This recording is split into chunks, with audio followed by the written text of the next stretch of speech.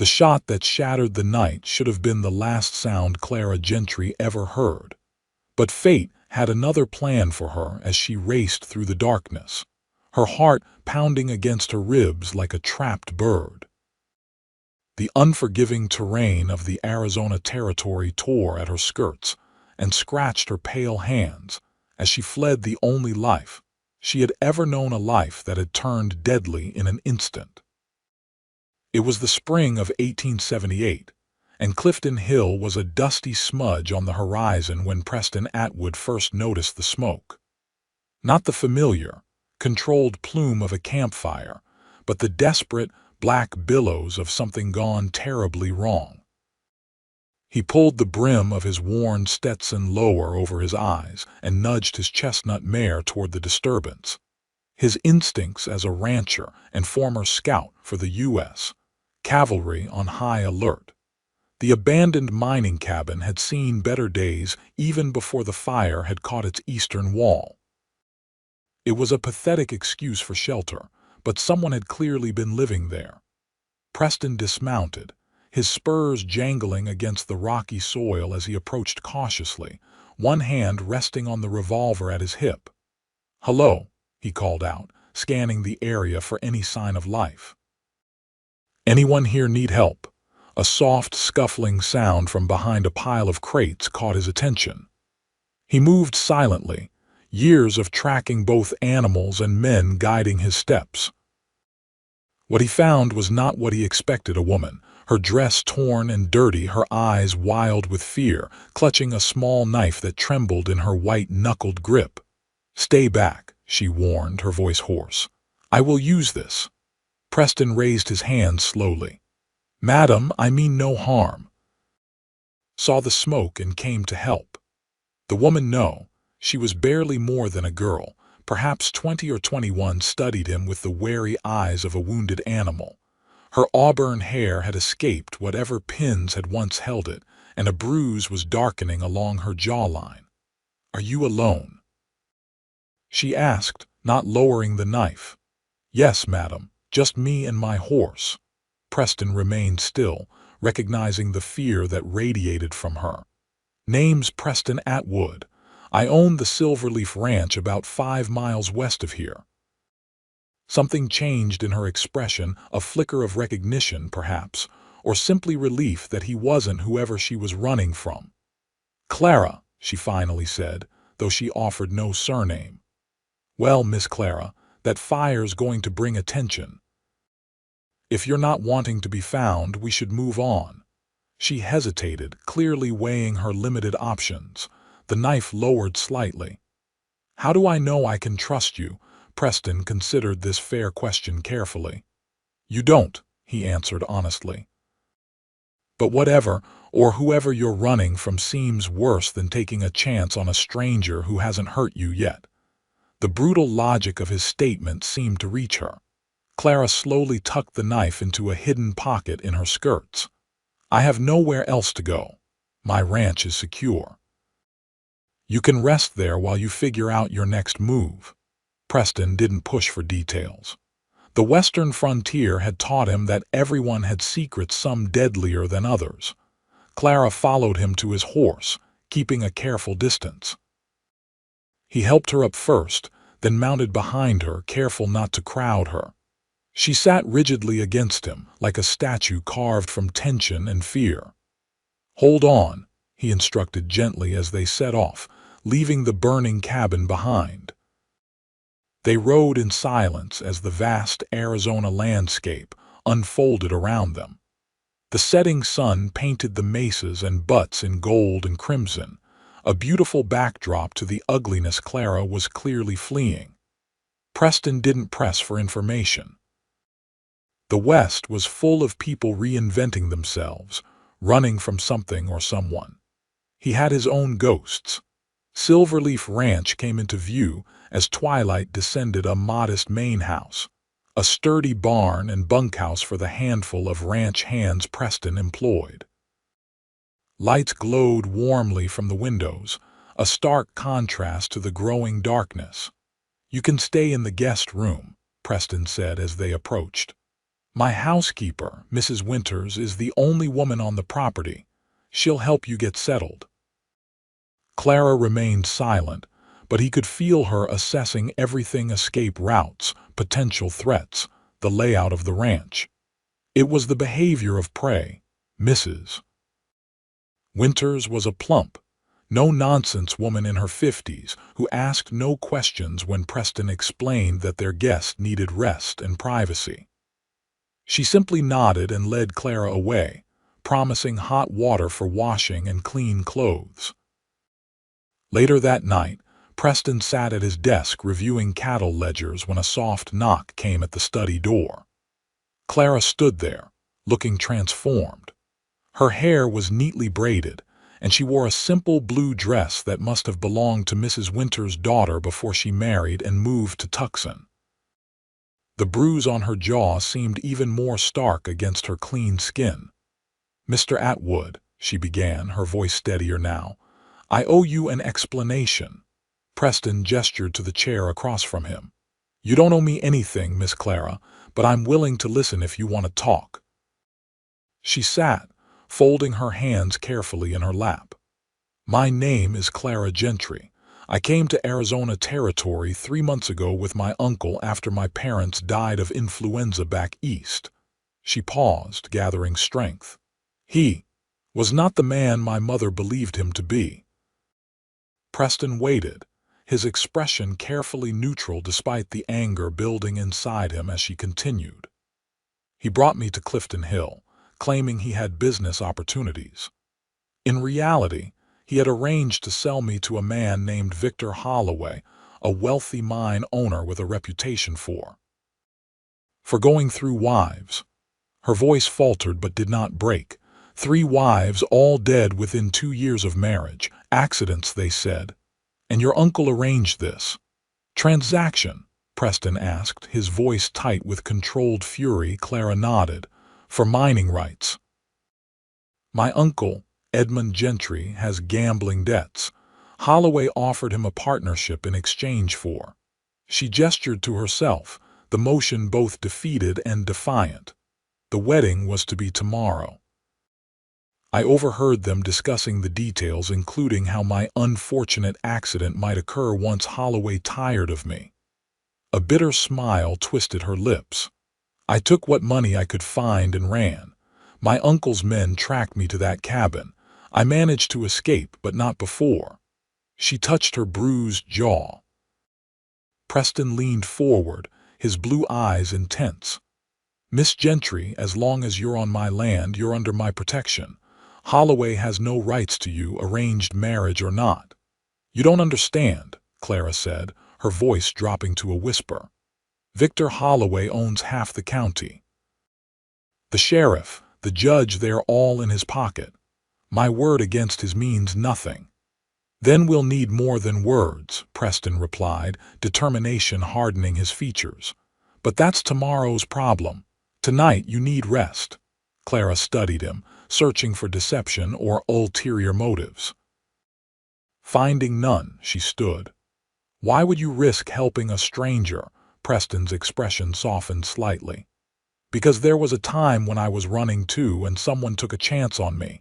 Get some sleep, Miss Gentry. You're safe tonight." As Clara left, Preston moved to the window, gazing out at the dark landscape. He knew the name Holloway, a man with money, power, and a cruelty that was whispered about but never confronted. A man who believed he could purchase a human life as easily as a plot of land. The night wore on as Preston formulated a plan. By dawn, he had made his decision. Clara Gentry wouldn't just need temporary shelter, she would need a new life, one where she could finally stop looking over her shoulder. And Preston Atwood, who had spent 5 years building Silverleaf Ranch into a haven from his own troubled past, was determined to provide it. Morning arrived with the soft golden light that made the Arizona Territory both harsh and beautiful. Clara woke disoriented, momentarily forgetting where she was until the events of the previous day rushed back. The room Preston had given her was simple but comfortable, a far cry from the abandoned cabin or the opulent prison Holloway had prepared for her. She dressed quickly in the clothes Mrs. Winters had provided and made her way downstairs. The aroma of coffee and bacon guided her to the kitchen, where she found Preston and Mrs. Winters already at the table. "Good morning, Miss Gentry," Preston said, rising from his chair. "I hope you slept well." "Better than I expected," she admitted, accepting the cup of coffee Mrs. Winters offered. "Eat something," the housekeeper instructed. "Can't think straight on an empty stomach, and by the looks of it, you've got plenty of thinking to do." Clara smiled gratefully and sat down. As she ate, Preston outlined what he had been considering through the night. "Holloway's influence doesn't extend much beyond Clifton Hill and the surrounding areas," he explained. "But he won't give up easily, especially if his pride is involved. We need to consider your options." "I have some money," Clara offered. "Enough for a stage-coach ticket, perhaps to California." Preston nodded.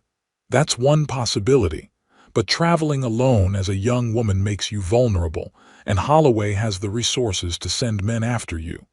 What do you suggest?" Clara asked, setting down her fork. "Stay here, at least for now. Silverleaf is remote enough that casual visitors are rare. My ranch hands are loyal and none have connections to Holloway." Preston hesitated. "I also have friends among the local Apache who still move freely through territories that white men avoid. If necessary, they could help you disappear completely." Clara's eyes widened. "You would do all that for someone you just met?" Mrs. Winters snorted. "That's Preston for you. Collecting strays since he was knee-high to a grasshopper." Preston shot the housekeeper an exasperated look before turning back to Clara. "I believe in giving people a fighting chance, Miss Gentry. The West may be wild, but it still operates on certain principles, one being that no man should be able to buy and sell another human being." Clara studied him, noting the conviction in his voice. There was something in his past that drove this belief, but she didn't press. Instead, she asked, "What about your ranch? Surely Holloway will make trouble for you if he discovers you're hiding me." "Let him try," Preston replied with a quiet confidence. "Silverleaf may not be the biggest spread, but it's defensible, and I've faced worse than a mining baron with delusions of grandeur." The conversation was interrupted by the arrival of Diego Martinez, Preston's foreman. The man removed his hat as he entered, nodding respectfully to Clara. "Boss, we've got company coming. Riders from town, looks like the sheriff among them." Preston stood immediately. "How far?" "About 20 minutes out." "Thank you, Diego. Tell the men to continue working as normal but keep eyes open." Preston turned to Clara. "It seems we have less time than I thought. Mrs. Winters will show you to the cellar. It has a hidden room that was built during more dangerous times." Clara felt fear rising again. "What will you tell them?" "As little as possible." Preston's expression was determined. "Go now. Whatever you hear, stay hidden until I come for you." The hidden room was small but surprisingly comfortable, with a cot, lantern, and small shelf of books. Mrs. Winters explained that it had been used during Apache raids in earlier years, before Preston had established peaceful relations with the local tribes. Clara settled in to wait, straining to hear what was happening above. Soon, the muffled sound of horses and men's voices reached her. She recognized one immediately: Sheriff Thomas Blackburn, her uncle's drinking companion and Holloway's puppet. "Atwood," the sheriff's voice carried through the floorboards. "Got reports of a disturbance out this way yesterday. Fire at an old mining cabin. You know anything about that?" "Heard about it." Preston's voice was casual. "Figured it was prospectors getting careless." "Interesting timing." Another voice joined in, smoother, educated, dangerous. "Victor Holloway himself had come. You see, I'm missing something valuable." A young woman, promised to me in marriage, disappeared from her uncle's home 2 nights ago. Edmund Gentry is beside himself with worry. Clara's hands clenched into fists. Her uncle had never worried about anyone but himself a day in his life. "Sorry to hear that," Preston replied. "But I don't see what that has to do with me or my ranch. One of my men tracked her to that cabin before losing the trail," Holloway continued. "And then you were seen riding in that direction yesterday afternoon. I was checking my south boundary line for cattle breaks, standard ranch work." There was a pause, and Clara imagined the two men sizing each other up. "Sheriff, I'd like to search the premises," Holloway demanded. "You got a warrant, Sheriff?" Preston asked, his tone still even but with an edge. "Now, Preston," Blackburn's voice took on a wheedling quality. "No need to make this official. We're just looking for a confused young woman who might be in danger out here alone. Surely you understand Mr. Holloway's concern for his fiancée." "I understand a man has rights on his own property," Preston countered. "And without a warrant, this conversation is over. My men have work to do, and so do I." "You're making a mistake, Atwood." Holloway's voice had dropped its veneer of civility. "I don't take kindly to interference in my affairs." "Noted. Good day, gentlemen." The tension in the air was palpable even through the floorboards. Finally, the sound of retreating hoofbeats signaled their departure. Nearly an hour passed before the cellar door opened, and Preston descended the stairs. His expression was grim as he helped Clara out of the hidden room. "They've gone for now, but they'll be back," he said. "Holloway isn't a man who accepts defeat easily." "What do we do?" Clara asked, surprising herself with the "we." Preston seemed to notice it too, a slight smile softening his features. "We prepare. Holloway will return with a warrant, real or fabricated, and more men. By then, you need to be somewhere he can't reach you." "Where?" "I have a line cabin about 15 miles into the mountains. It's on Silverleaf property, but remote enough that few know about it. I sometimes use it during winter roundups or when checking the high pastures," Preston explained. "You'll be safe there while I deal with Holloway." "Alone?" The thought sent a chill through Clara. "No," Preston assured her. "Diego's wife, Lucia, will stay with you. She's a fine shot and knows those mountains better than anyone. Meanwhile, I'll send word to some friends who might be able to help us build a more permanent solution." Clara nodded slowly, processing this. "Mr. Atwood, Preston," he corrected gently. "Preston," she amended, the name unfamiliar on her tongue. "I can't express my gratitude for what you're risking, but I also can't ask you to put yourself in Holloway's crosshairs. Perhaps I should just continue running." Preston's expression grew serious. "Running isn't living, Miss Gentry. It's just surviving. And from what little I know of you, I believe you deserve more than mere survival." Something in his words touched a place in Clara that had been dormant since her parents' deaths, a place that had once held hope for the future. She nodded, blinking back unexpected tears. "When do we leave for this cabin?" "Tonight after dark. Pack light. Mrs. Winters will help you with supplies." Preston hesitated. "One more thing. While you're there, it might be best if you learn to use a firearm. Not that I expect trouble, but in this territory, self-reliance is more than a virtue, it's a necessity." Clara thought of the small knife she had wielded so ineffectively at their first meeting and nodded. "I'm willing to learn whatever I need to survive." Preston's approving nod carried more weight than it should have for a man she barely knew. "Then we have work to do before nightfall." The day passed in a flurry of preparations. Mrs. Winters helped Clara gather appropriate clothing and necessities, while Preston conferred with Diego and selected 2 trusted ranch hands to accompany them to the line cabin. As dusk fell, Clara found herself in the barn, watching Preston saddle a gentle bay mare for her to ride. "She's called Penny," Preston explained, patting the horse's neck. steady and sure-footed in the mountains. Clara approached cautiously, extending her hand for the mare to sniff. "I haven't ridden much," she admitted. "My education was focused on more decorative skills." Preston's hands paused on the cinch. "Your education may have been limited in scope, but intelligence isn't taught in schoolrooms. I've seen how quickly you assess situations, how carefully you listen. Those are valuable skills out here."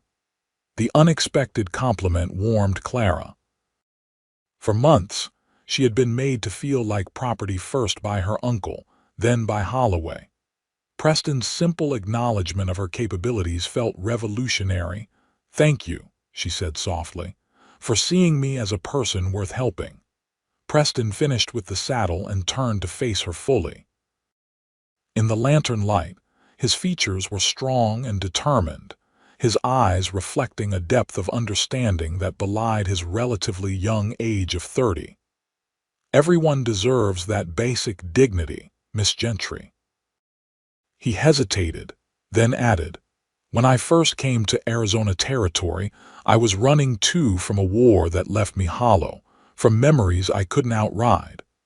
The man who sold me this land saw something in me worth salvaging. I'm just passing on that same chance." Before Clara could respond, Diego entered the barn with his wife Lucia, a petite but formidable-looking woman with intelligent dark eyes and a rifle slung comfortably over her shoulder. "All clear, boss," Diego reported. "No sign of watchers on the road." "Good," Preston nodded. "Let's move out. Keep to the creek bed for the first few miles to mask our trail."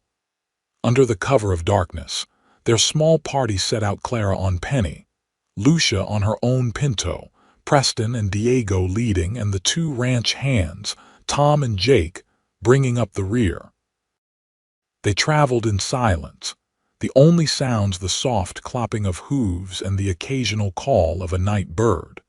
Clara found herself studying Preston's straight back and broad shoulders as he rode ahead. In just 24 hours, this stranger had become her protector, risking his livelihood and possibly his life for her freedom. It seemed impossible, yet here they were, climbing steadily into mountains that loomed black against the star-strewn sky. The journey took nearly 4 hours, with Preston setting a careful pace that wouldn't exhaust the horses or risk injury on the increasingly rugged terrain. When they finally reached the cabin, Clara was sore and exhausted but determined not to show weakness. The line cabin was small but solidly built of thick logs with a stone chimney. Inside, Preston and Diego quickly lit lanterns and built a fire in the hearth while Tom and Jake tended to the horses. "It's not fancy," Preston said as Clara looked around the simple interior, a main room with a table, chairs, and stone fireplace, a small bedroom partitioned off at the back, and a lean-to kitchen. "But it's weather-tight and defensible." "It's perfect," Clara replied honestly. After the mining cabin and her uncertain future, this solid structure felt like a fortress. Lucia immediately took charge, unpacking supplies and organizing the sleeping arrangements. Clara would take the bedroom, Lucia would sleep near the hearth, and the men would return to the ranch except for Jake, who would maintain watch from a small shelter about 100 yards from the cabin. "No one comes up here without us knowing," Diego assured Clara. "And if trouble does come, Jake will fire 3 shots as warning." Preston pulled Clara aside while the others finished settling in. "I'll return in 3 days," he promised. "Sooner if there's news. If you need anything urgently, Jake can get word to the ranch." Clara nodded, suddenly reluctant to see him leave. "Be careful. Holloway doesn't play fair." "Neither do I when necessary," Preston replied with a slight smile. "Rest. Learn from Lucia, she has much to teach about survival in these mountains, and try not to worry too much." "That seems impossible given the circumstances," Clara admitted. Preston's expression softened. "Focus on today, on this moment. You're safe right now. Sometimes that has to be enough." With that practical wisdom, he departed with Diego and Tom, leaving Clara to begin her strange new life in hiding. The next 3 days passed in a blur of activity. True to Preston's suggestion, Lucia wasted no time in beginning Clara's education in frontier survival. The Mexican woman was patient but exacting, showing Clara how to build and maintain a fire, identify edible plants, and most importantly, handle a firearm. "The Winchester is too heavy for you," Lucia decided after watching Clara struggle with the rifle. "Start with this." She handed over a Smith & Wesson revolver. "Smaller, but it will stop a man if you aim true." Clara took the gun hesitantly, surprised by its weight despite its compact size. "I never imagined I would need such knowledge." Lucia's expression was sympathetic but firm. In this world, a woman must be prepared to defend herself. Men like Holloway do not respect weakness, they exploit it. Under Lucia's guidance, Clara practiced loading, aiming, and firing until her arms ached and her ears rang. By the third day, she could hit a can placed on a stump 20 paces away with reasonable consistency. "Not bad," Lucia approved.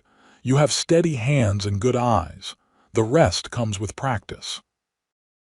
That evening, as they sat by the fire after a simple meal of beans and cornbread, Clara found herself opening up to the older woman. "How did you come to Silverleaf Ranch?" she asked. Lucia smiled, her weathered face softening with the memory. "Diego and I came north from Sonora 15 years ago. We worked many ranches, never staying long. Then 6 years ago, when Preston Atwood bought this land, Diego was his first hire." She stirred the fire thoughtfully. "Preston is different from other ranchers. He sees people, not just workers. When bandits raided our previous employer and killed many, including my brother, Preston helped us track them. Justice was done." Clara absorbed this new information about her benefactor. "He seems to have a strong sense of right and wrong." "The war changed him," Lucia said simply. "He does not speak of it often, but Diego says he fought with the Union cavalry, saw terrible things, came west to forget, but instead found purpose." She gave Clara a knowing look. "And now he fights another battle for you." Clara felt her cheeks warm. "He's helping because it's the right thing to do." Lucia's smile was knowing. "Perhaps, but I have known Preston Atwood for 6 years, and I have never seen him look at any woman the way he looks at you." Before Clara could formulate a response to this startling observation, Jake's voice called from outside. They tensed, Lucia reaching immediately for her rifle but then relaxed at his next words. "It's the boss, coming up the trail." Preston arrived looking tired but unharmed. After ensuring Jake had fresh supplies, he joined the women inside the cabin. "Any trouble?" Lucia asked. "Nothing we couldn't handle," Preston replied, accepting a cup of coffee gratefully. "Holloway came back with a warrant as expected, searched the ranch top to bottom, found nothing, of course." "And now?" Clara asked anxiously. "Now he's furious and convinced I'm hiding you, but he can't prove it." Preston sipped his coffee. "I've sent word to a friend in Tucson who's a federal marshal. Holloway may own the local law, but federal authorities are another matter. Especially given what I've learned about his previous wives." Clara leaned forward. "What have you discovered?" "Enough to warrant an investigation.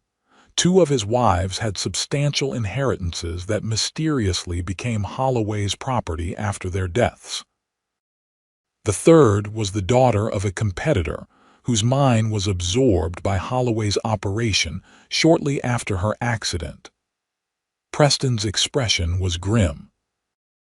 "My friend believes there's enough to build a case, but it will take time we may not have if Holloway becomes desperate enough to widen his search." "What does that mean for me?" Clara asked quietly. Preston set down his cup. It means we need a more permanent solution until the law can catch up with Holloway. He hesitated. I've been giving this considerable thought, and I believe I have an answer, though it's unconventional. Lucia suddenly stood. I will check on Jake and the horses, she announced, clearly giving them privacy. Once they were alone, Preston turned to face Clara directly. Miss Gentry, Clara, I want to propose an arrangement that would offer you legal protection from Holloway's claims. Clara's heart began to race inexplicably. What kind of arrangement? Preston took a deep breath. Marriage to me. Clara stared at him, certain she had misheard. I what? As my wife, you would be under my legal protection. Holloway's claim of an engagement would be superseded. Your uncle would have no authority over you. You would have the Atwood name and all the security that comes with it.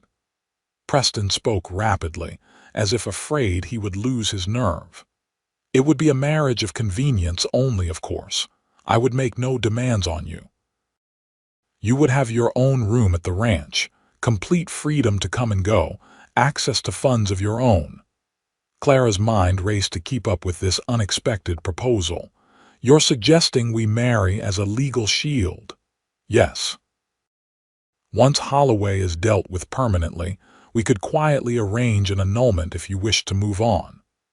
Preston's expression was earnest. I know it's an extreme solution, but it provides immediate protection that cannot be easily challenged, even by someone with Holloway's influence. You would do this, bind yourself legally to a virtual stranger just to protect me? Clara couldn't fathom such sacrifice. It's not entirely selfless, Preston admitted, a hint of color touching his tanned cheeks. I've come to admire you greatly in our brief acquaintance. Your courage, your resilience. Under different circumstances, I might have courted you properly. He cleared his throat. But that's not why I'm proposing this arrangement. I believe it's the most practical solution to ensure your safety. Clara rose from her chair and walked to the small window, gazing out at the night-shrouded mountains as she collected her thoughts. Marriage. The very institution that had nearly trapped her with Holloway was now being offered as her salvation. The irony wasn't lost on her. And yet, Preston Atwood was nothing like Victor Holloway. Where Holloway saw her as property to be acquired, Preston saw a person worth protecting, even at great cost to himself. What would happen after? She asked finally. If I accepted, and Holloway was eventually brought to justice? Preston joined her at the window, careful to maintain a respectful distance. That would be entirely your decision. If you wish to leave, I would ensure you had the means to start fresh wherever you chose. If you wish to stay. He hesitated. Then perhaps we might see if a real marriage could grow from these unusual beginnings. Clara turned to study his face in the firelight, the strong jaw, honest blue eyes, the slight furrow between his brows as he awaited her answer. In just a few days, this man had risked everything to help her. Could she trust him with her future as well? I need time to consider, she said finally.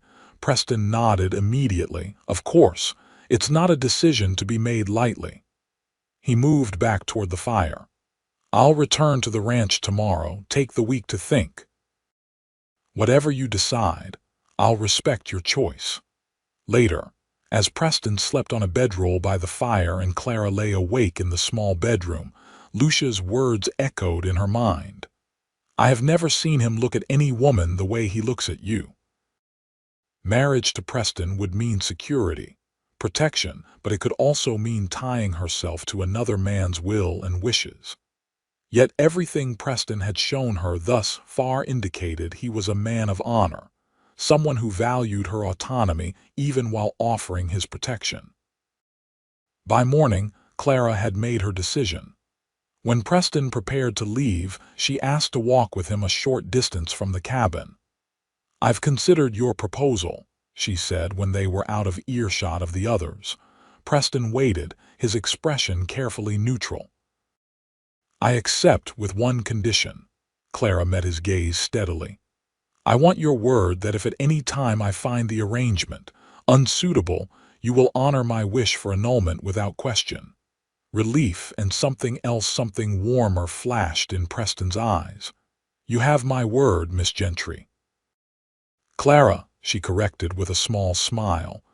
"If we're to be married, even in name only, you should use my given name." Preston returned her smile. "Clara, then. I'll make the arrangements. We'll need to travel to Tucson. Holloway has too much influence in Clifton Hill for us to safely conduct the ceremony there." "How soon?" "3 days, if all goes well. My friend the marshal can ensure our safety in Tucson, and there's a preacher there who won't ask too many questions." Preston hesitated. "Are you certain about this? It's not too late to consider other options." Clara shook her head. "I've spent months having my future decided for me by others. This is my choice, perhaps the first real choice I've made since my parents died." She straightened her shoulders.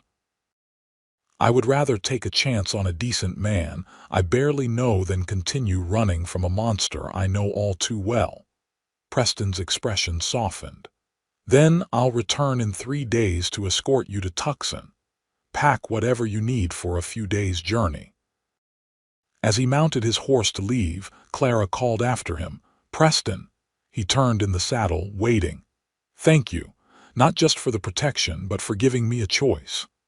His smile then was worth more than all the mining rights in Arizona territory. The following 3 days passed in a strange mixture of anxiety and anticipation. Clara continued her lessons with Lucia, who received the news of the impending marriage with knowing eyes but no comment beyond practical advice about life at Silverleaf Ranch. "The men respect Preston, but they will watch you closely at first," she warned. "A new mistress of the ranch will be judged by how she handles herself." "But it's not a real marriage," Clara protested. Lucia shrugged. "Perhaps not to begin, but you will live together, work together. Who knows what may grow?" Her expression grew serious. "Preston deserves happiness. He has been alone too long with his ghosts." On the morning Preston was due to return, Clara found herself taking unusual care with her appearance, washing her hair in the creek and pinning it in a style her mother had taught her. The blue dress Mrs. Winters had provided was simple but clean and well mended. When hoofbeats announced Preston's arrival, Clara's heart leapt inexplicably. She stepped outside to find not just Preston but 4 armed ranch hands accompanying him. "Precautions," he explained as he dismounted. "Holloway's men have been watching the ranch. We'll take a roundabout route to Tucson." Clara nodded, appreciating his thoroughness. "When do we leave?" "Now, if you're ready." Preston's eyes took in her appearance, lingering for a moment before he cleared his throat. "You look well rested." For some reason, his awkward compliment pleased her more than Holloway's elaborate flattery ever had. Their journey to Tucson took 2 days of careful travel, avoiding main roads and known watering holes. Preston's men maintained vigilant watch, but they encountered no trouble. Clara found herself gradually relaxing in Preston's company as they rode side by side. He spoke of his plans for Silverleaf, of the cattle breed he was developing that would thrive in the harsh Arizona climate, of the apple orchard he hoped to establish once the new irrigation system was complete. "You see far into the future," Clara observed during a rest stop. Preston smiled, handing her a canteen. "The war taught me to live each day fully, but building something lasting requires vision beyond tomorrow." "And where do you see yourself in that vision? Still at Silverleaf in 20 years?" "Yes," he answered without hesitation. "This land gets in your blood. I can't imagine being anywhere else now." He glanced at her. "What about you? Before all this, what future did you imagine for yourself?" Clara considered the question seriously. "I wanted to teach, actually. My mother was a school teacher before she married, and I always admired how she could open new worlds through books." She sighed. "But after my parents died, Such dreams seemed impossible. Survival became the only goal. Clifton Hill needs a school, Preston said thoughtfully. Most of the children get little formal education. Something to consider, perhaps, when this is behind us. The casual way he included her in the future of Silver Leaf touched Clara deeply. Whatever else this unusual marriage might be, Preston clearly saw her as a person with ambitions and abilities, not merely a problem to be solved. They reached Tucson late the following day. The town was larger and more developed than Clifton Hill, with proper streets, established businesses, and a sense of permanence that the mining town lacked. Preston led them directly to a modest hotel where his friend, Marshal Daniel Cooper, was waiting. Cooper was a tall, weathered man with shrewd eyes and a no-nonsense demeanor. He greeted Preston warmly and Clara respectfully, immediately outlining the security measures he had arranged. "Holloway has connections even here," he warned, "but they're weaker. Still, we'll conduct the ceremony quietly tomorrow morning and file the paperwork immediately after. Once it's official, his claim of engagement becomes moot." He handed Preston a folded paper. "I've also begun investigating his previous marriages based on the information you provided.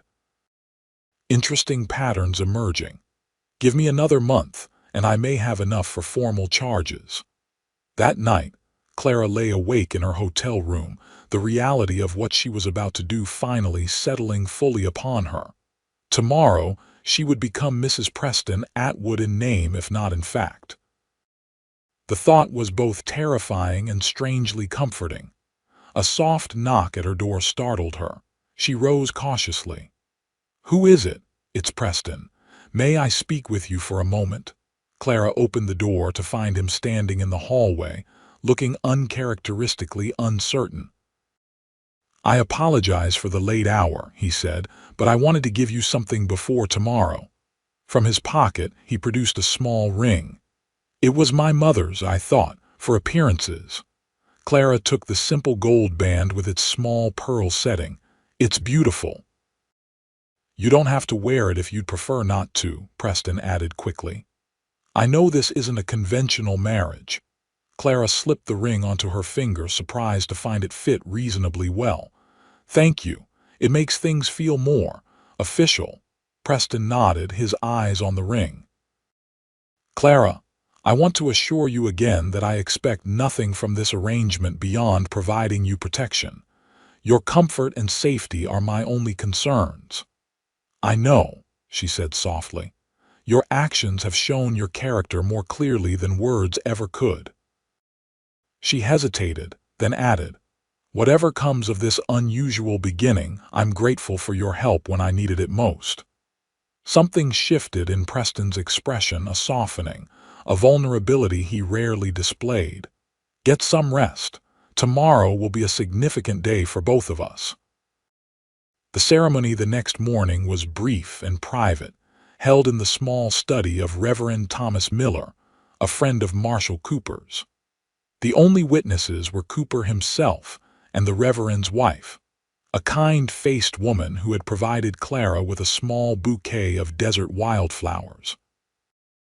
Preston was clean-shaven and wore a new shirt for the occasion. His hand was steady as he placed the ring on Clara's finger during the exchange of vows, but she noticed the pulse at his throat racing. Her own heart seemed to beat in strange patterns as she repeated the solemn promises for better or worse, in sickness and in health. When Reverend Miller pronounced them husband and wife, there was an awkward moment where neither seemed to know how to proceed. Finally, Preston leaned forward and placed the gentlest of kisses on Clara's cheek. "Mrs. Atwood," he said quietly, the name sounding strange and wonderful in her ears. Marshal Cooper wasted no time in escorting them to the county clerk's office, where the marriage certificate was properly filed and recorded. By noon, Clara Gentry had legally ceased to exist. In her place stood Clara Atwood, wife of respected rancher Preston Atwood, and legally beyond the reach of Victor Holloway's claims.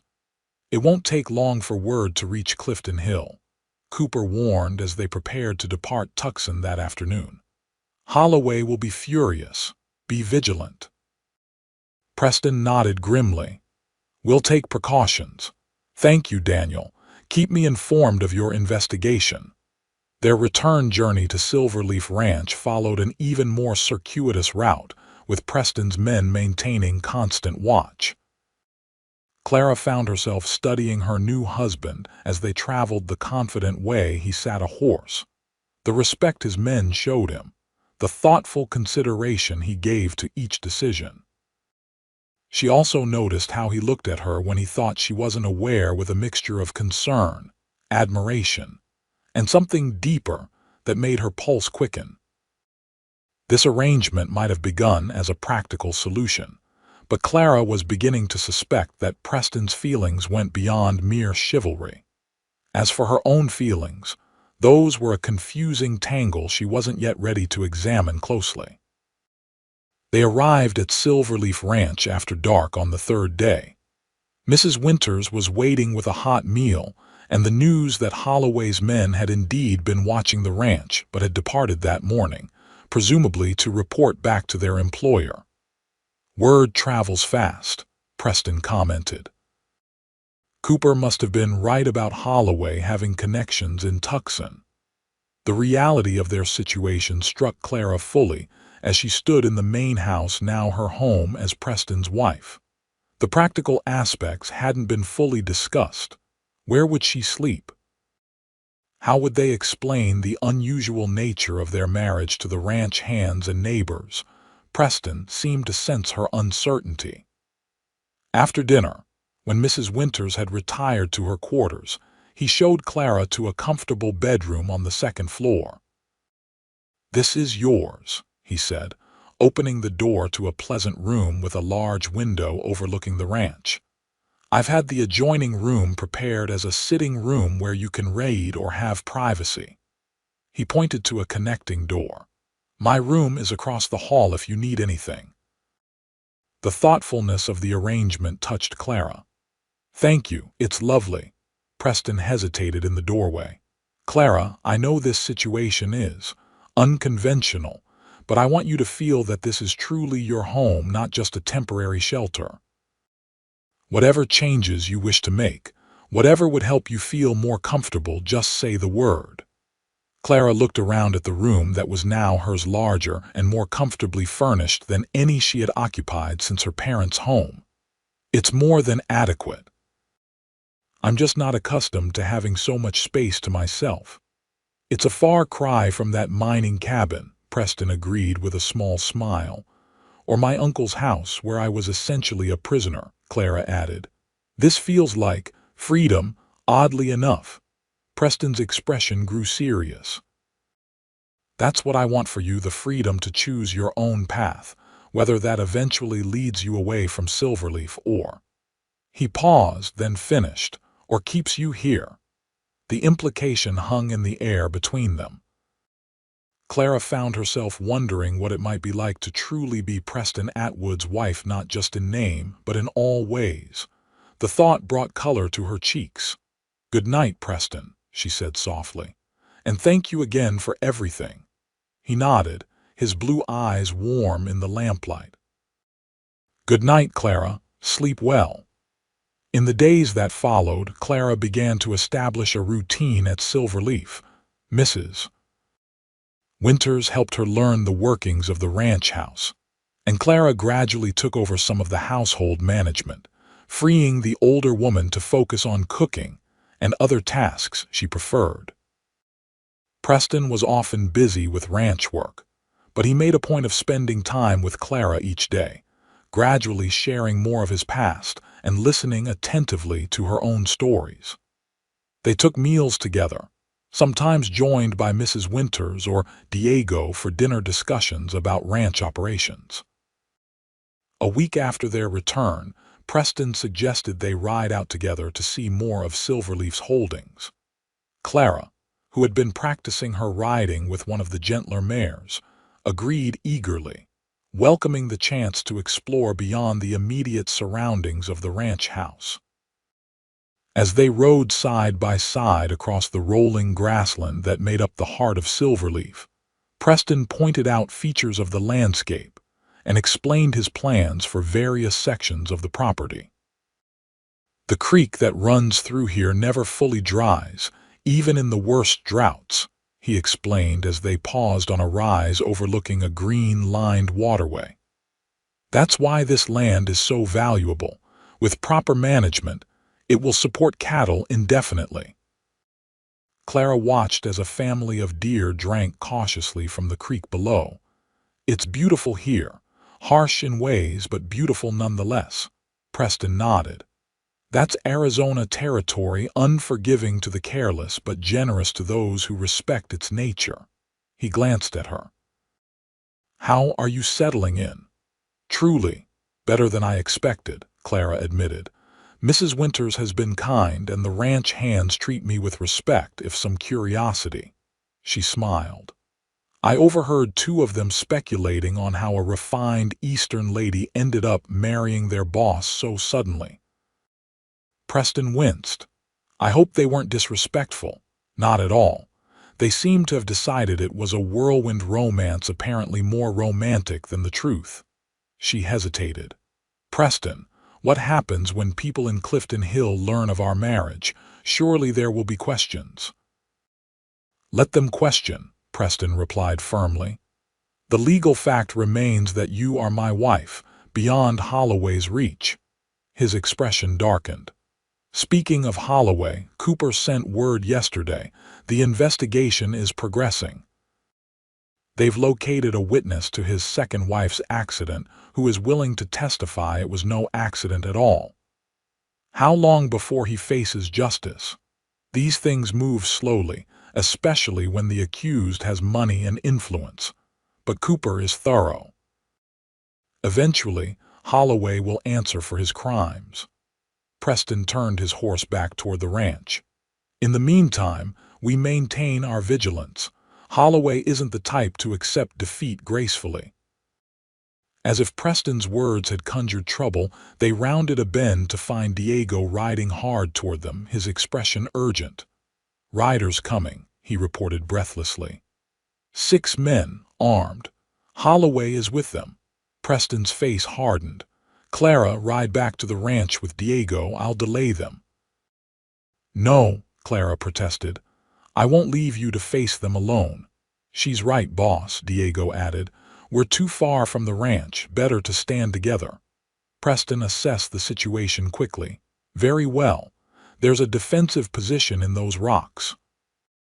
He pointed to a rocky outcropping about 100 yards away. We'll make our stand there if necessary. They reached the rocks just as the approaching riders came into view. Victor Holloway was instantly recognizable at the head of the group. A tall, well-dressed man with silver threading his dark hair and cold eyes that seemed to cut through distance. Preston positioned himself slightly ahead of Clara, his hand resting on his holstered revolver. Diego took up a flanking position, his rifle at the ready. Holloway reined in his horse about 20 feet away, his men spreading out slightly behind him. His gaze fixed on Clara with a possessiveness that made her skin crawl. Atwood, he called out, his voice smooth as oil. I see you've taken something that belongs to me. Mrs. Atwood belongs to no one but herself, Preston replied evenly. Our marriage is legal and binding. Whatever arrangement you had with Edmund Gentry is now null and void. Holloway's expression darkened. A hasty marriage won't save her. Gentry promised her to me. I always collect what I'm owed. The law says otherwise, Preston countered. Leave my land now, Holloway, you're trespassing. The law. Holloway laughed without humor. Do you really think the law will protect you? I own half the county. Not Federal Marshal Cooper, Preston replied. He's quite interested in the suspicious deaths of your previous wives, especially given the substantial property that came into your possession after each unfortunate accident. Something flickered in Holloway's eyes, the first hint of uncertainty. Baseless accusations. We'll let the courts decide that. Preston's voice was steel. Now I won't ask again. Leave my property. Holloway's hand moved toward his own weapon. I think not. The girl comes with me or no one leaves here alive. Before anyone could move further, the crack of a rifle shot split the air. The bullet kicked up dust inches from Holloway's horse, causing the animal to rear in panic. From a ridge above, two more of Preston's ranch hands appeared, rifles aimed. The odds had suddenly shifted. As you can see, Preston said calmly, we were expecting trouble. Your move, Holloway.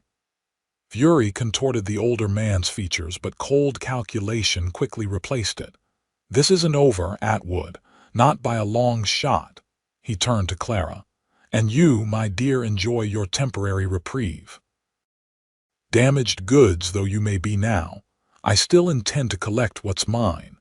Clara stepped forward, no longer willing to hide behind Preston's protection. I was never yours to claim, Mr. Holloway. No amount of money or power gives you the right to buy a human being. Holloway's expression turned ugly. Bold words from a woman who sold herself to escape justice. Your uncle is most distressed by your theft of his money before your disappearance. Any money I took was my own inheritance, held in trust by a man who betrayed that trust, Clara replied steadily. And I'd rather be married to a man of honor than sold to a murderer. Preston placed a warning hand on her arm, but Clara stood her ground, meeting Holloway's cold gaze without flinching. After a tense moment, Holloway wheeled his horse around. We'll see what a judge has to say about these wild accusations. Good day, Atwood.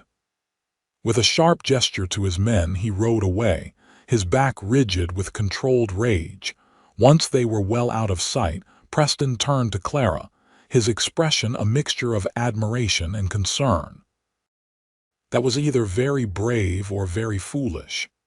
Perhaps both, she admitted, her hands trembling now that the confrontation was over.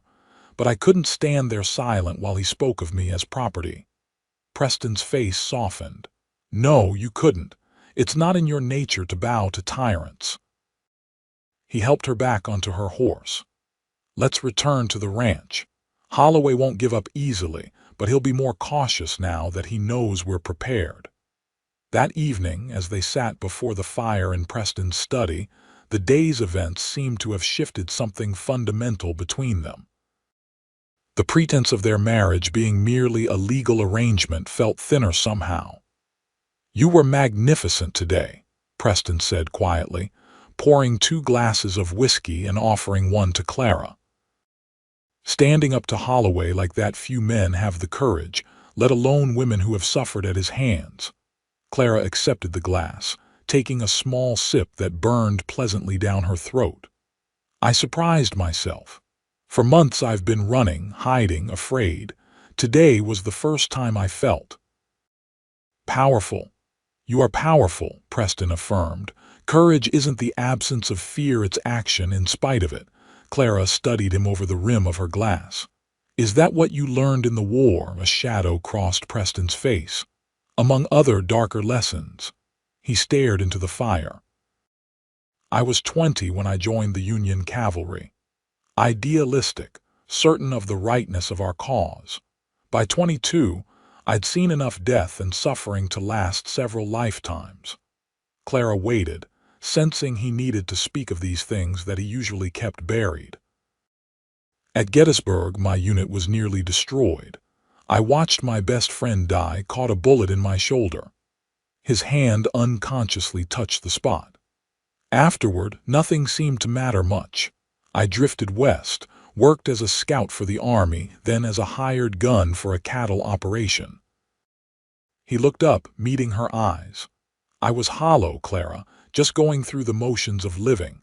What changed? She asked softly. I met an old rancher named Samuel Davis. He owned this land but was too elderly to work it properly. Somehow he saw something in me worth salvaging. Preston's expression lightened.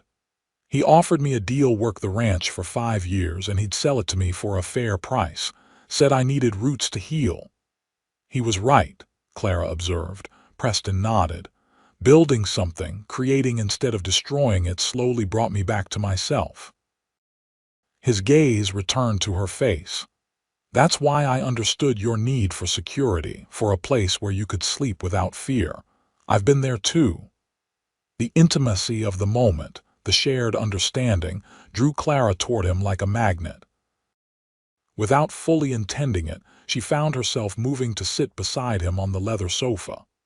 "Preston," she began hesitantly, "when we married, you said it could be in name only, that you expected nothing from me."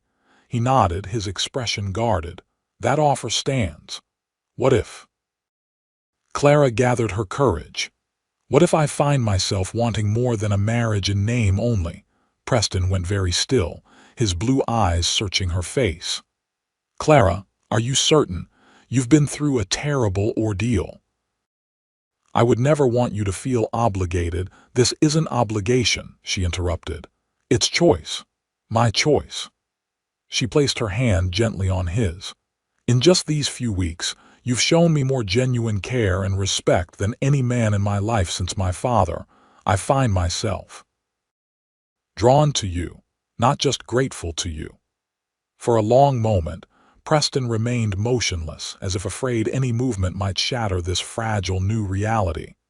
Then, with infinite gentleness, he raised his free hand to brush a strand of hair from her face.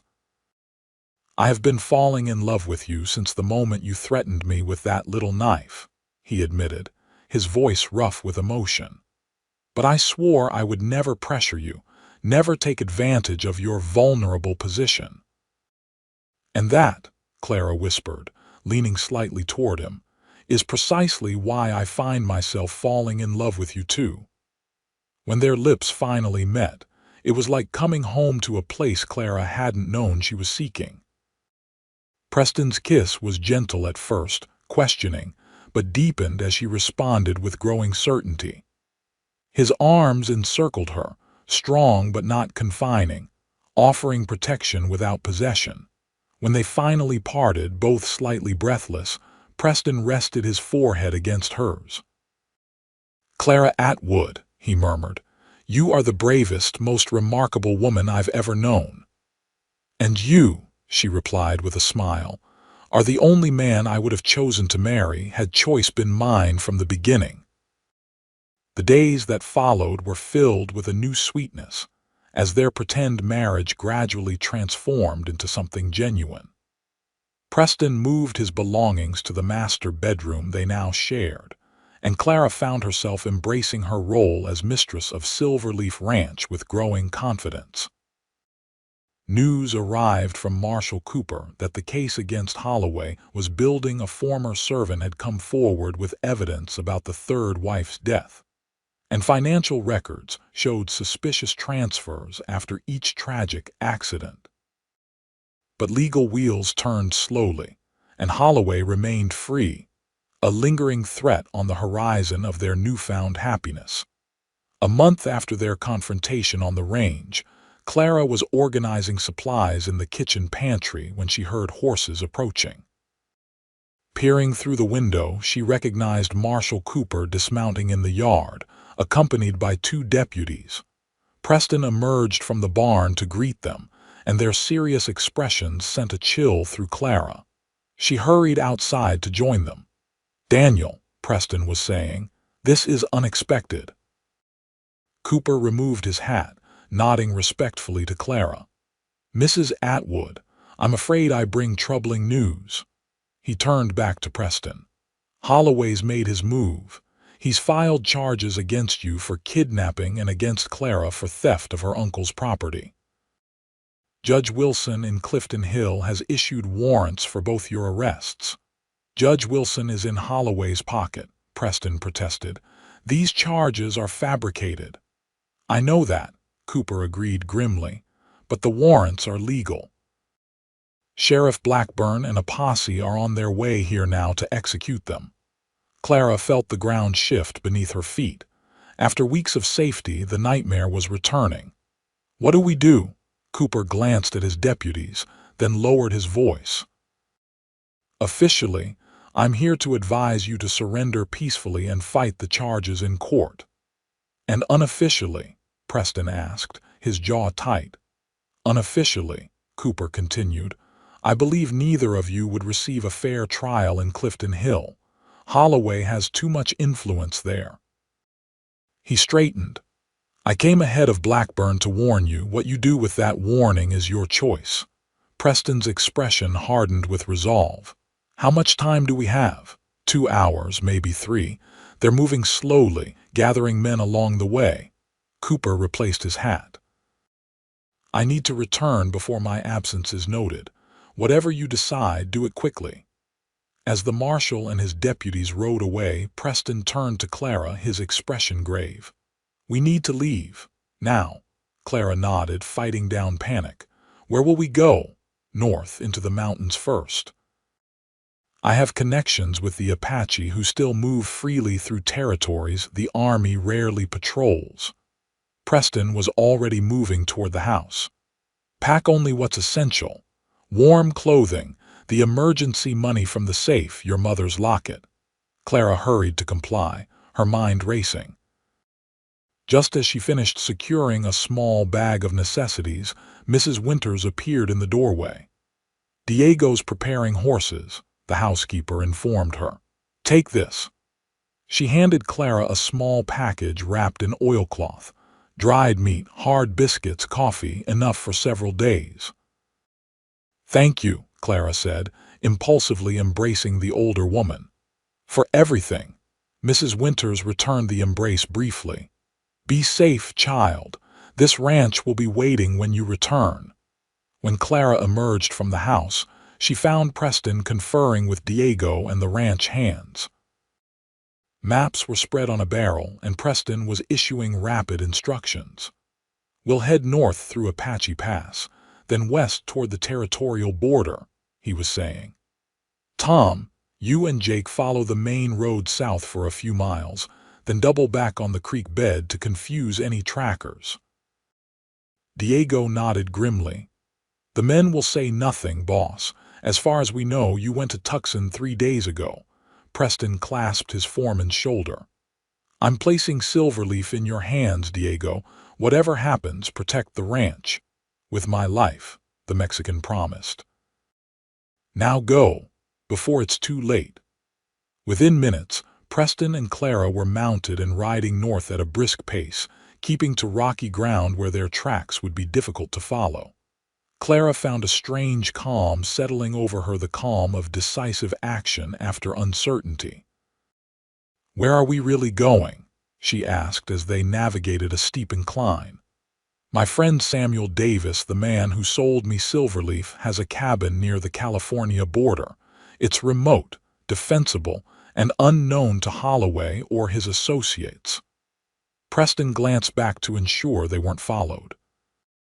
"We can shelter there while Cooper builds his case against Holloway." "How long might that take?" Preston's expression was honest but grim. "Weeks, maybe months." Clara nodded, accepting this reality. "Then we'll face it together."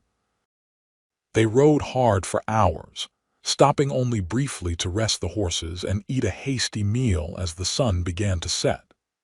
The terrain grew increasingly rugged as they climbed into the mountains, following game trails and ancient Apache paths that Preston had learned during his scouting days. As darkness fell, Preston led them to a sheltered canyon where a small spring provided fresh water. "We'll rest here for a few hours," he decided. "The horses need it, and so do you." Clara dismounted, her muscles protesting after the long ride. "What about Blackburn and his posse?" "They'll be searching the main routes toward Tucson or New Mexico," Preston replied, unsaddling the horses. "Few know these mountain paths. By dawn, we'll be well ahead of any pursuit."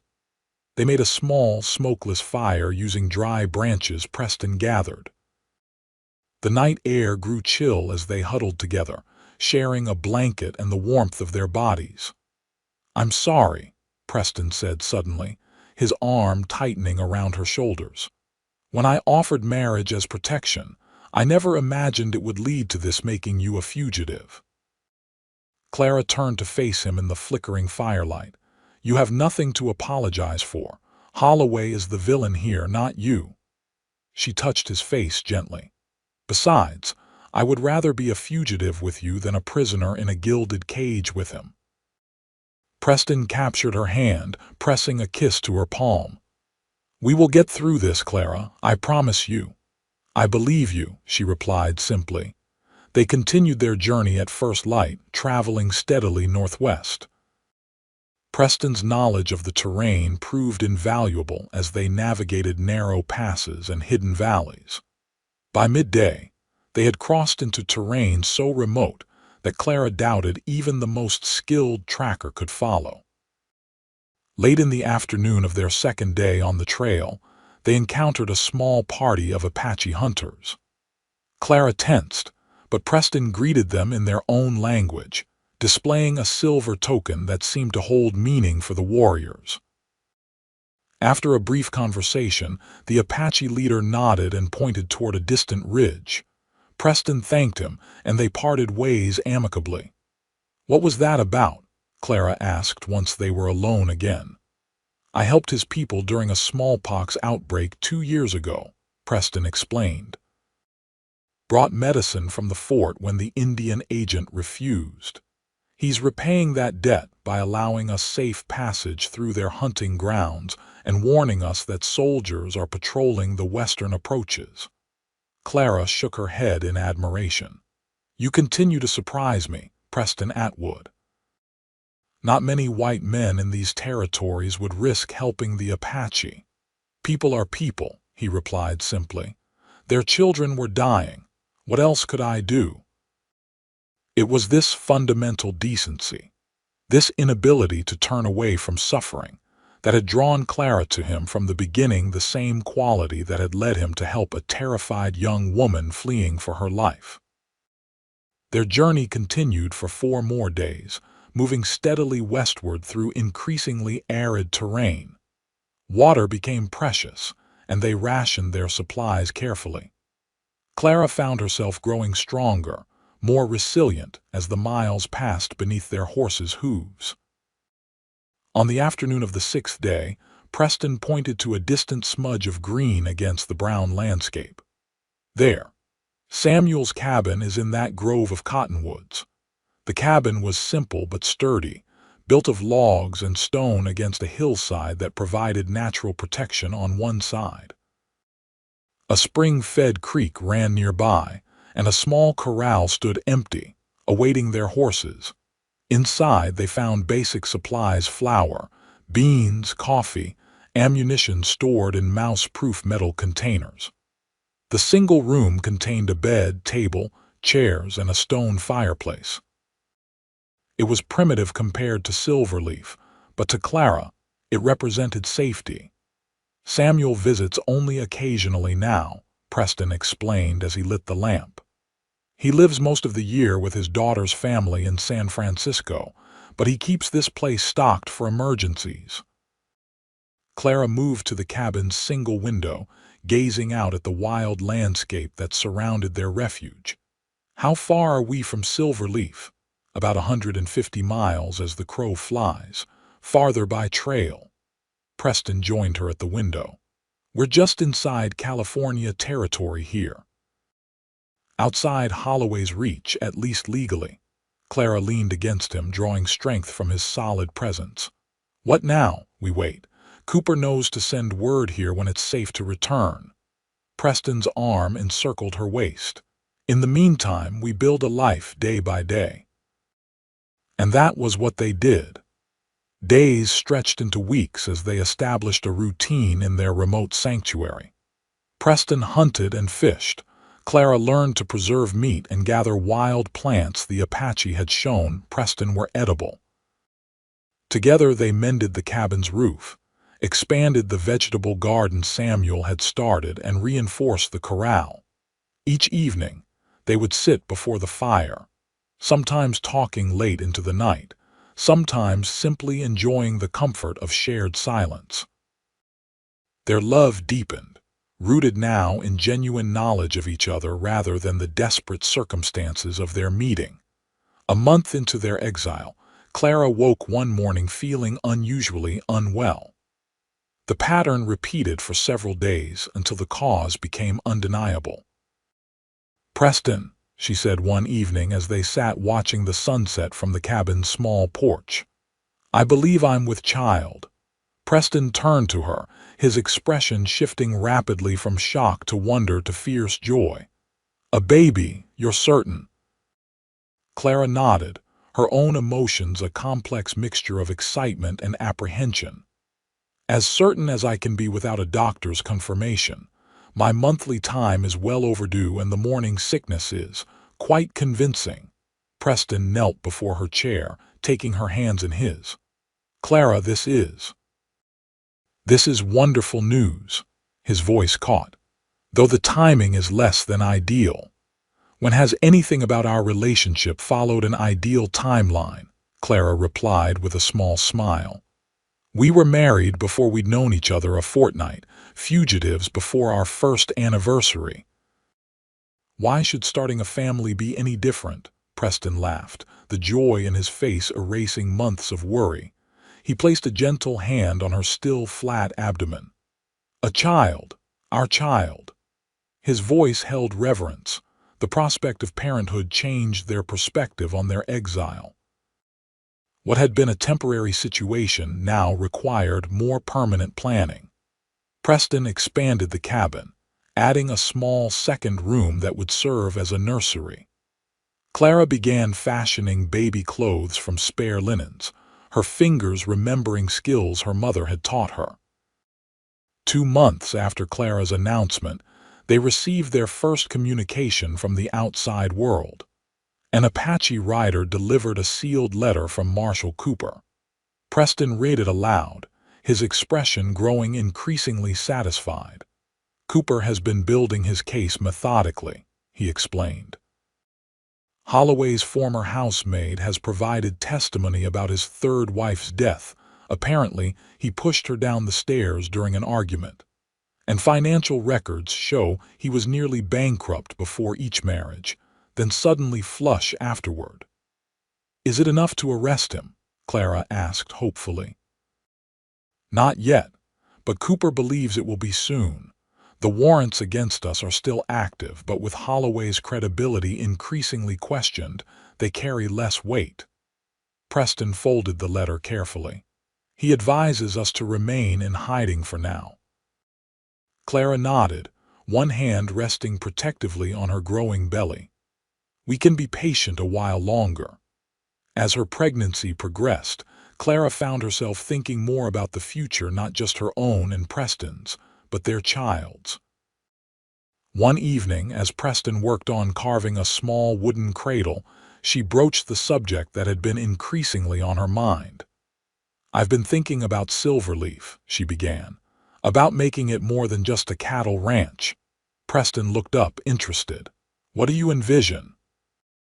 "A school," Clara said, her eyes bright with purpose. "Not just for the children of your ranch hands, but for all the children in the area. Many have no access to education." Preston considered this, nodding slowly. "The bunkhouse could be converted when we build the new one.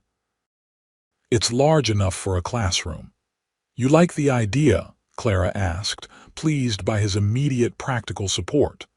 "I think it's brilliant," Preston replied honestly. "Knowledge is the one thing that can't be stolen or taxed. Giving these children education gives them choices their parents never had." He set aside his carving tools. "And I can think of no better teacher than you." Clara felt a warmth spread through her that had nothing to do with the fire blazing in the hearth. This was what she had always wanted, not just security or even love, but purpose. A way to contribute, to build something meaningful. "There's more," she continued, encouraged. "The ranch has enough water to expand the vegetable garden substantially. We could help families establish their own kitchen gardens, teach methods of preserving food for winter." Her hands moved expressively as her vision expanded. And perhaps, eventually, a proper medical clinic. The nearest doctor is in Tucson, too far for emergencies. Preston watched her with growing admiration. You're not just thinking about surviving anymore, you're planning for thriving. Yes, Clara agreed, suddenly understanding it herself. For so long, all I could think about was escaping, hiding, surviving. Now I'm thinking about building. She met his gaze warmly. You've given me that gift, Preston, the chance to look forward instead of always looking over my shoulder. We've given it to each other, he corrected gently. Silverleaf was just land and cattle before you. Now it has the potential to become a true community. Their plans for the future sustained them through the long months of exile. Clara's pregnancy progressed normally, though both worried about the lack of proper medical care. Preston had learned basic midwifery from the Apache, but the prospect of childbirth in such isolation was daunting. When Clara was 7 months along, another letter arrived from Cooper, this one containing news that changed everything. Holloway has been arrested, Preston announced, his voice tight with controlled excitement. Federal agents took him into custody yesterday on charges of murder, fraud, and corruption. Edmund Gentry has also been arrested as an accessory. Clara sat down heavily, one hand on her rounded belly. It's over, truly over, Cooper believes so. The evidence is overwhelming, and several of Holloway's associates have turned against him to save themselves. Preston knelt beside her chair. The warrants against us have been dismissed. We can go home, Clara, back to Silverleaf. Tears sprang to Clara's eyes, tears of relief, of joy, of the sudden release of tension she had carried for so long. Home, she repeated. Yes, I want to go home. The journey back to Silverleaf had to be undertaken carefully, with frequent stops to allow Clara to rest. What had taken them 6 days on their flight took nearly 2 weeks on their return, but finally, the familiar landscape of the ranch appeared on the horizon. As they crested the final rise, Clara gasped in surprise. Silverleaf Ranch was not as they had left it, it was better. New fencing enclosed expanded corrals. The barn had been enlarged, and a fresh coat of whitewash brightened the main house. Even from a distance, they could see activity, more ranch hands than before, new cattle in the fields. Diego spotted them first, raising a shout that brought everyone running. Mrs. Winters emerged from the house, her hands flying to her mouth at the sight of Clara's advanced pregnancy. Within moments, they were surrounded by welcoming faces, hands reaching to help Clara from her horse, voices overlapping with news and questions. The ranch has prospered, Diego reported proudly to Preston. We used the money from the spring cattle drive exactly as you instructed in your letters, expanding the herd, hiring more hands, improving the infrastructure. Preston clapped his foreman on the shoulder. You've done more than I could have hoped for, Diego. Silverleaf is thriving under your management. Mrs. Winters fussed over Clara, insisting she rest immediately. Look at you, about to have a baby and riding across the wilderness. Inside right now, I've kept your room ready all these months. That evening, after a celebratory meal with the ranch hands and their families, Preston and Clara finally retired to their bedroom, the master suite they had shared for such a brief time before their flight. Mrs. Winters had prepared it beautifully, with fresh linens and wildflowers in a vase by the window. It feels strange, Clara admitted as she settled her weary body onto the familiar bed, like returning to a dream. Preston sat beside her, his hand finding hers. Not a dream, our reality, our future. He gazed around the room. While we were gone, I kept thinking about what you said about building something more than just a ranch. I want to start on those plans right away. The school? Clara asked eagerly. Yes, the school first. Diego tells me there are now 17 children within riding distance of Silverleaf. They deserve education. Preston's expression grew thoughtful.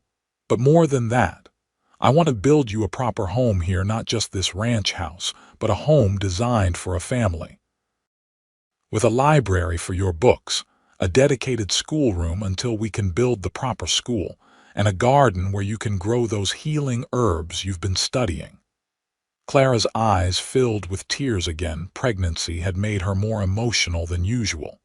You've been thinking about this a lot. Every day of our exile, Preston confirmed. Planning the life we would build together when we returned. A life where you never have to be afraid again. Clara leaned forward to kiss him, pouring all her love and gratitude into the gesture. You've already given me that, Preston. A future I can sleep in without fear. 2 weeks later, their daughter was born in the master bedroom of Silverleaf Ranch, with Mrs. Winters and a midwife from town assisting. They named her Hope Elizabeth Atwood. Hope for the future they were building, Elizabeth after Clara's mother. As Preston held his daughter for the first time, gazing down at her tiny perfect face, he made a silent vow that she would grow up in a world better than the one he and Clara had navigated, a world with more justice, more compassion, more opportunity. News reached them a month later that Victor Holloway had been convicted of the murder of his third wife and sentenced to hang. Edmund Gentry received 20 years for his role in the conspiracy. The corrupt Judge Wilson and Sheriff Blackburn had been removed from office, replaced by men of integrity. Justice comes eventually, Preston remarked as they read the newspaper account together, though often too slowly. Clara, nursing baby Hope in the rocking chair Preston had crafted, looked up thoughtfully. What matters is that we didn't let fear of Holloway stop us from building our life. We may have had to hide for a time, but we never stopped planning, never stopped believing in our future. Preston knelt beside the chair, one hand gently stroking his daughter's downy head. And what a future it will be! The school construction begins next week. 3 families have already asked if their children can attend. And I've had inquiries about the gardening cooperative, Clara added excitedly. The Mendez family and the Wilsons want to learn how to grow more of their own food. Silverleaf is becoming exactly what you envisioned, not just a ranch, but a community. Preston's expression was one of profound contentment. All because a brave young woman refused to accept the future others tried to force upon her. Clara smiled, shifting Hope to her shoulder. And because a good man saw value in helping a stranger. She reached for his hand. We saved each other, Preston. And now we'll build something that will outlast us both. 5 years later, Clara stood on the porch of their new home, a beautiful 2-story structure built of local stone and timber, watching as children poured out of the schoolhouse that had once been the old bunkhouse. 27 students now attended the Silverleaf School, ranging from 5 to 16 years old, all receiving an education that would have been impossible before. Preston joined her, little Hope skipping alongside him, her dark curls bouncing with each step. Behind them, their 3-year-old son Matthew played with wooden blocks on the porch floor, constructing increasingly complex structures with serious concentration. The Watson family arrived today, Preston reported, slipping an arm around Clara's waist. That makes 32 families now participating in the cooperative. The Silverleaf Cooperative had grown from Clara's initial idea into a thriving community enterprise. Families pooled resources for bulk purchases, shared labor for building projects, and exchanged knowledge and skills. What had begun as a cattle ranch was now the heart of a small but vibrant community. And Dr. Miller confirmed he'll relocate here next month, Clara added happily. The clinic building will be ready just in time. Preston kissed her temple gently. You've transformed this place, Clara. transformed all our lives. She turned in his arms to face him fully. We did it together, partners in all things. As the sun set behind the mountains that had once sheltered them in exile, Clara reflected on the journey that had brought them here. From a terrified young woman hiding in an abandoned cabin to the confident teacher, mother, and community leader she had become. From a marriage of convenience to a love deeper and stronger than anything she could have imagined. Preston had indeed built her a future she could sleep in without fear, but more than that. They had built a future where they could both thrive, where their children could grow in safety and purpose, where an entire community could find prosperity and connection. That night, after the children were asleep, Preston and Clara sat on their porch swing, watching the stars emerge in the clear Arizona sky. His arm was around her shoulders, her head resting comfortably against him, a position so familiar now it felt like part of themselves. "Any regrets?" Preston asked softly, his fingers playing with a strand of her hair. Clara considered the question seriously, as was her nature. "Only that my parents couldn't see the life we've built. They would have loved you, loved our children." She smiled up at him. "But no real regrets. Even the hardest parts of our journey brought us here, to this moment." Preston nodded, understanding as always. "I think about that day sometimes when I saw the smoke from that burning cabin, when I found you hiding behind those crates. The day that changed everything," Clara agreed. "I had no idea then that I was riding toward my entire future," Preston mused. "That the frightened young woman with the little knife would become the center of my world." Clara turned to kiss him, a kiss deepened by years of shared struggles and joys, by the intimate knowledge of each other's strengths and vulnerabilities, by the life they had forged together against all odds. "We found each other when we both needed saving," she said when they finally parted. "And in saving each other, we found everything else." As the night deepened around Silverleaf Ranch, Clara Atwood, once a fugitive, now a cornerstone of her community, rested securely in her husband's embrace, completely without fear for what tomorrow might bring. The future they had built together was strong enough to weather whatever storms might come. And that future, stretching before them like the vast Arizona sky, was filled with infinite possibility.